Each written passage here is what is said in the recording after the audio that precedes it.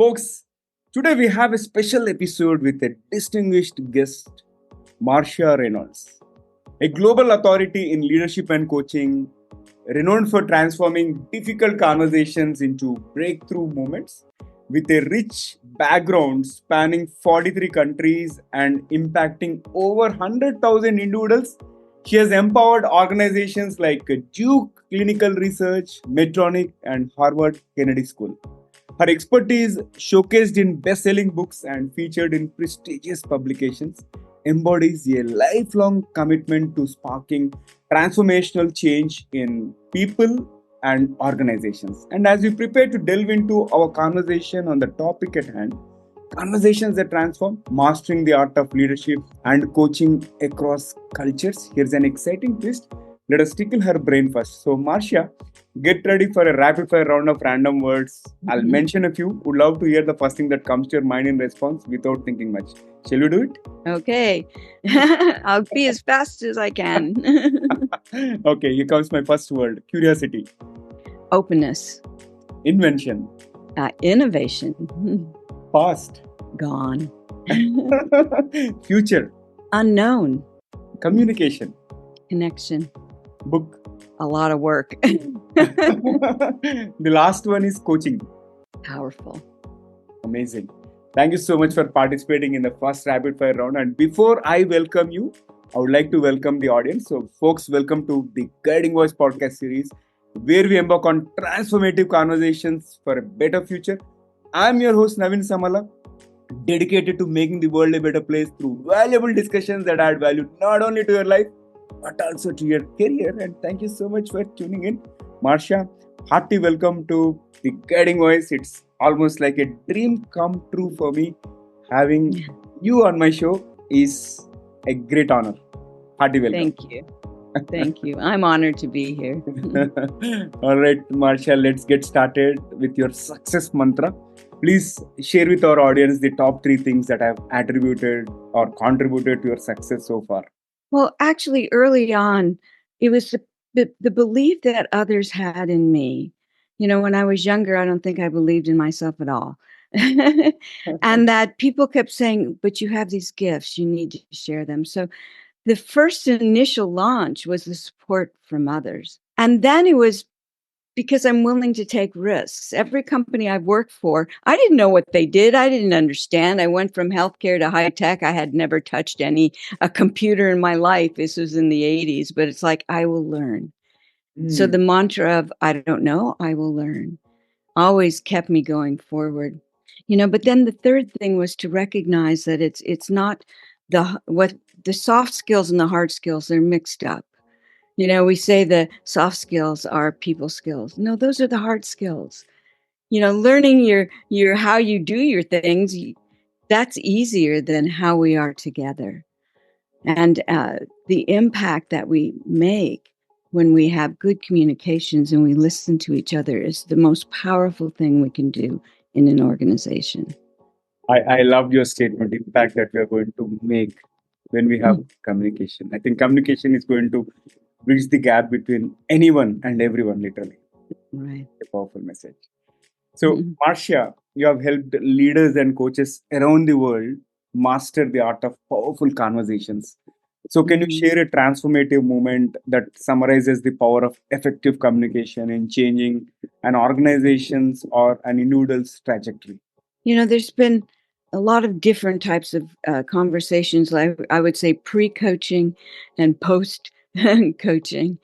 But before I even found coaching, when I was still working in my last company, it was a semiconductor organization. And so I was really trying to help people connect, communicate, to, you know, team alignment, all that kind of stuff. And what I found that in the moments that people would really listen, so like even my boss, instead of telling me what to do, I was one day complaining about other people.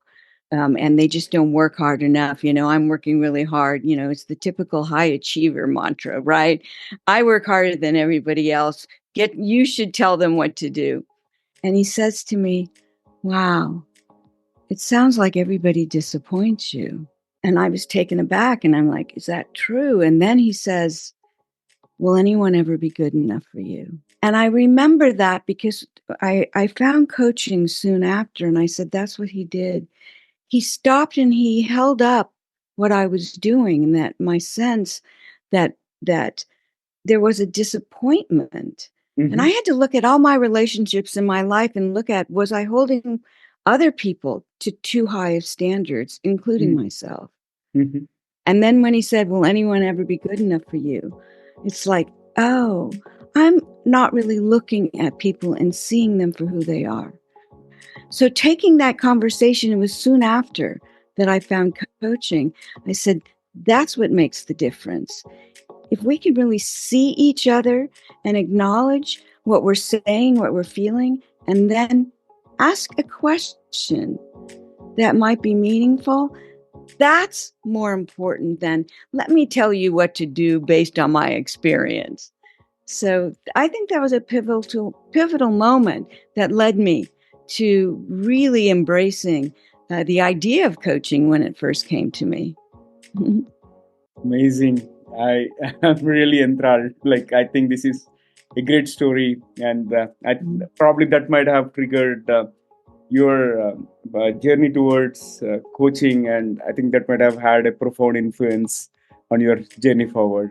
Great to hear that. And Marcia, like, I was surprised you have worked in 43 countries, and you must have encountered diverse communication styles and challenges. So, out of these 43 countries, one thing what I'm really curious is, what are some universal principles of communication that you have found, and how do you adapt your strategies to also fit different cultural contexts?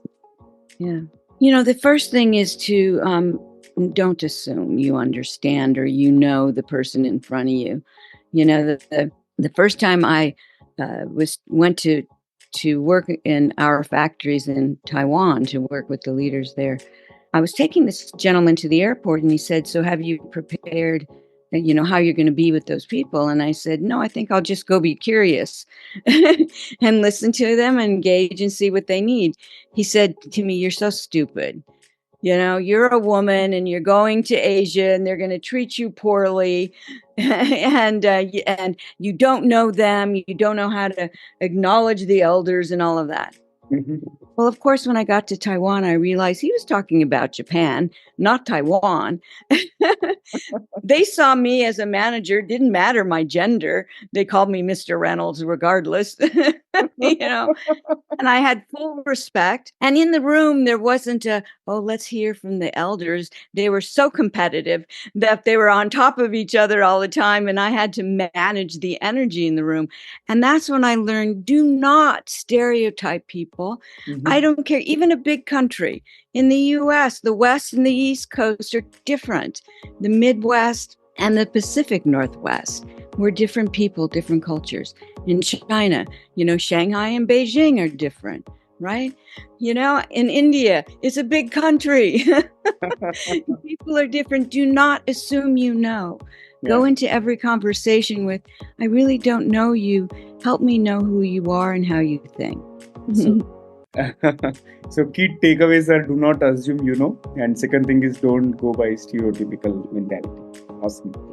Everybody's changing. And, it's disrespectful, really. To me, to pretend that I think I know you is disrespectful. Wonderful. So, Marcia, again, let's talk about another important aspect, which is emotional intelligence. So, it is very crucial in leadership as well as coaching. So, based on your experience, how does this enhancing emotional intelligence impact the dynamics within the teams as well as organizations? And what are some practical steps leaders can take to improve their emotional intelligence? Yeah, I think emotional intelligence is a foundational skill for leadership, for coaching, for parents. That emotions occur before we think. So emotions, we make decisions based on emotions, and then we justify our decisions with our logic. And the first step you should always take if you're starting this is just to recognize anytime I have a point of tension in my body, and even judgment, I will have a And if I can quickly notice that my stomach tensed up, my breathing stopped, my shoulders are tight, and breathe and release it. That's the first step, because that allows me to think more freely and not say something stupid, because I will react emotionally. And then I think, well, they deserved my anger, or, they need to really listen to what I do, when it's just that I'm impatient or I'm unsure. So first, recognize tension, breathe into it, and then quickly choose. How do you want to feel? The root of the word intelligence is choice between. It means choose your emotional state. And leaders set the emotional tone. So do you want to feel curious? Do you want to feel compassion? Do you want to feel courageous? Let me open it up and not be the leader who knows everything. Takes courage. Choose your emotional state, and what you say will be different. This is so critical for teams as well as leaders, that when I'm with different people and we process information differently, that I remember to come into the conversation choosing my emotions. My intent is to connect, and I want to be curious and care. Choose that before you go into the conversation, and keep choosing it every time you have tension. Breathe and remember, I'm here to connect and be curious and care. It makes such a difference. I'm sure it is I think I'm going to follow this for sure. This is such a powerful tip. And now let's talk about your book, The Discomfort Zone. How leaders turn difficult conversations into breakthroughs. So it touches on leveraging discomfort for growth. So can you explain to our audience and me why discomfort is often the gateway to breakthroughs, and how leaders can navigate these conversations more effectively? Yeah. Leaders always think they're supposed to make people feel confident, and they don't go to asking the difficult question, like the example I gave you of my leader. And it's not that they don't want to make the person uncomfortable. They're afraid of being uncomfortable. Yeah. If I'm direct, I don't feel good about that. I'm scared. But the thing is, if I already know things, and you tell me what to do, it's either going to confirm what I know, or you'll just pacify my brain. But if I even ask you the question, like you come to me with a problem and I say, wow, that's a huge problem. I can't wait to see what you'll do. Then you're like, oh my God, I have to go do something. So what happens is, when I make you even slightly uncomfortable, your brain opens up. That to and when I don't know the answer, my brain doesn't like to not know. It wants to know. And all of a sudden you see, I don't know the answer. So what led you to assuming that everyone feels this way? To ask that question. I don't know what led me to. If it makes me stop and think, there's going to be a little discomfort, because the brain doesn't like to stop and think. But that means that I'm opening up to seeing things differently. So we shouldn't be afraid of making each other uncomfortable with our reflections and our questions, not our attacks, like you did this wrong. Why did you do that? But, so help me understand what thinking you had to make the decision you made. Just ask that, and that's so important.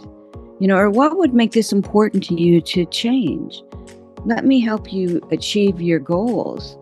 So would you be open to looking at a different way of doing this?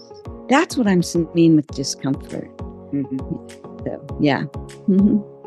I have no words to express it. Seriously, I think these are all real great inputs and are going to work in a practical environment for sure. And I'm able to relate to certain situations where I could have done better as a leader. Yeah. Well, the more you say that, the more you're growing now. It's because I see what I could do differently. I must be growing. Yeah. So it's okay.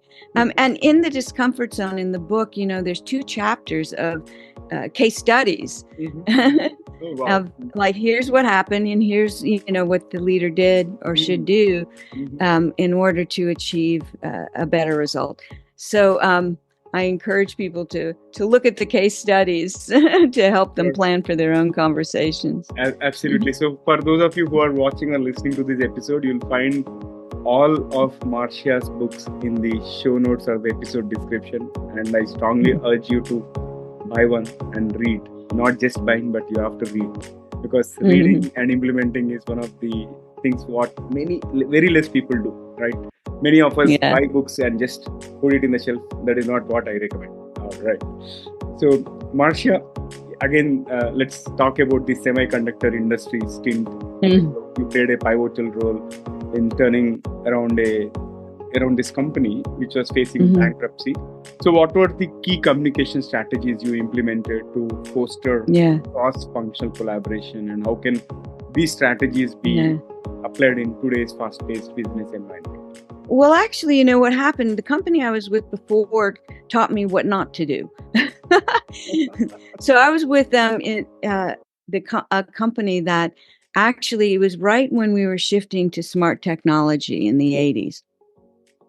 And they were the leaders in the world of dumb terminals attached to mainframes, the top leader. It was an ITT company. But because it was functional departments where they didn't get along with the other departments, which is common. There was always competition, and you don't do the right thing, and you don't care, and that they were struggling making the transition to the smart technology. Well, we got sold to Alcatel, and then they sold us to 5 Harvard MBAs that said we must make decisions cross-functionally, put us all in a room and said, make decisions. Well, we hated each other. And I want to say I left before the company went bankrupt. They went bankrupt 2 years later, from top leader in the world to 5 years bankrupt.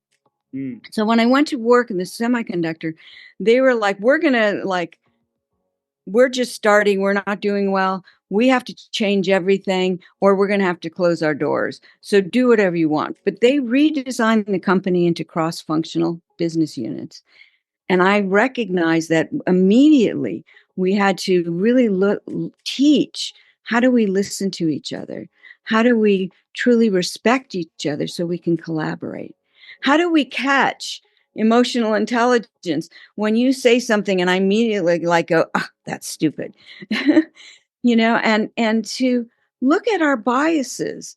So the biggest problem was the engineers were so rude to the factory workers, and I'm like, do you know those factory workers probably know process better than you because they do it every day, so what about their knowledge can you respect? So listening and respect and really showing people, I hear you, I see you, I hear you, I understand you. So that, was better than team building, rah, rah, rah. We play a game together and then we forget tomorrow, but truly how to connect and see, hear, and value what each other says. That was the key things. And 3 years later, we went public and we were the top revenue producing IPO in the United States. So very proud of the cultural change. They did great in changing the product and the processes, and I managed the cultural change, and it was a huge success. That's amazing. Now let's talk about your role as a former global president of the ICF, International Coaching Federation, and as a recognized figure in the global coaching community. So what shifts are you observing in the coaching industry worldwide, and how is coaching evolving to meet the needs of a global audience?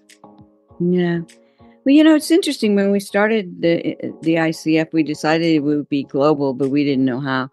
And it's amazing. There's over 50,000 members of the International Coach Federation, and many, many thousands more people who call themselves a coach. And there's another big organization in Europe. Honestly, it's the whole thing, because as soon as coaching got popular, then so many people called themselves a coach, and all they were doing was really mentoring, giving advice. and not really looking at coaching as we do. But I look at you, Naveen, and you're a smart person. I don't need to tell you what to do. I just need you to help you think through your situation, so you see that maybe you're narrowly looking at it one way, but maybe there's other ways to see your situation, or you're avoiding a difficult conversation, and and giving all the reasons why you're not going to have it today, when it's just that you're uncomfortable with what could happen, when it could be a great result. So people need to really, like companies, they really need to identify that if they're going to work with coaches internally as well, they need to be well trained, and to recognize that a well-trained coach knows what they're doing and they're most effective. So the trends of people calling themselves a coach are going to be all over the place. I know how to do this, especially leaders that retire and become a coach. They're just mentors. They're just going to tell you what to do. But the question, and I know it's coming up, about will AI replace coaching? And people are so unpredictable, uncertain, and the human connection, the bond, the energetic bond that I cannot even put words to, that's not going to be replaced by AI. Problem solving, absolutely. AI will be good at that. Simple things, a quick answer, but not the deep understanding of how my own brain is stopping me from seeing what else I could do and who else I can be in this conversation. Because I find in coaching with leaders that so much of it is, who am I in this moment? Am I the expert or the leader? Am I the newbie who knows something, or the person that has a lot of experience that I can share? Who I am. And that's going to be a little harder to replicate with AI. It makes sense. And let's talk about the personal transformation aspect. So you describe yourself as a lifelong learner and wanderer. And it is clearly visible through your profile and the kind of interactions that you have had, and having worked in 43 different countries, and I'm sure you might have accumulated wealth of wisdom. So how have your personal experiences of learning and wandering shaped your professional philosophy and approach to coaching and leadership? Yeah. Well, I think too, as many people, when I was younger and working, I was a know-it-all. I wanted people to know what I knew, especially being a woman in the last 11 years in tech companies. At my level, I was often the only woman in the room. So I thought I had to prove what I knew. And I think it was the CEO of Microsoft who said, don't be a know-it-all, be a learn-it-all. Wow. Yeah. And I think that was the biggest thing, and coaching really opened me to that. I don't know you. I'm not going to make an assumption. Let's learn together. And so the openness to always be learning, and to even in my last company, as I was leaving and really understanding to when I would have people come in and say, tell me what to do, I'd say, can we, you have a different perspective than I might have. Can we first look at the problem together before I tell you something to do and it may not work? What have you been thinking about? Because I find most people, it's not that they don't know what to do. They're afraid to do what they know. And so if I first say, well, what have you been thinking about? What options have you considered? Let's look at those first. Yeah.